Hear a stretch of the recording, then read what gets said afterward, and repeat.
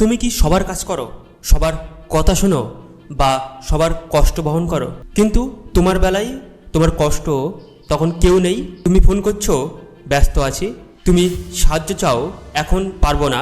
তোমাকে ছোটবেলায় শেখানো হয়েছে ভালো হতে হয়, সবাই যখন কথা বলে মাথা নত করতে হয়, তাই তুমি হ্যাঁ বলতে বলতে বড় হয়েছো। বন্ধুদের জন্য রাত 3টা পর্যন্ত জেগেছো, অফিসে বা স্কুলে নিজের কাজ ফেলে অন্যের কাজে সাহায্য করেছো, পরিবারের সমস্ত চাওয়া মিটিয়েছো নিজের স্বপ্নটা পকেটে রেখে। কিন্তু জানো কি, মানুষ তোমাকে ভালোবাসেনি, মানুষ তোমার কাজকে ভালোবেসেছে।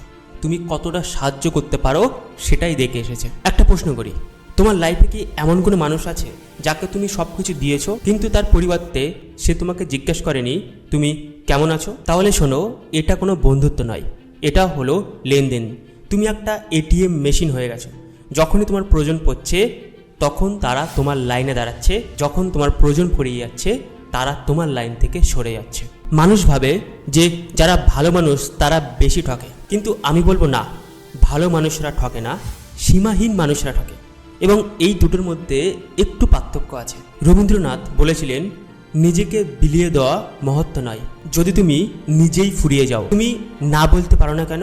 কারণ তুমি ভয় পাও যে মানুষ রাগ করবে, তোমাদের মধ্যে সম্পর্ক নষ্ট হবে, তোমাকে সবাই স্বার্থপর বলবে। কিন্তু তুমি কি ভেবে দেখেছো এই ভয়টা তোমাকে দুর্বল করছে? আজ তোমাকে একটা সত্য কথা বলবো, না বলা মানে খারাপ মানুষ নয়, না বলা মানে নিজের প্রতি নিজের সম্মান তৈরি করা।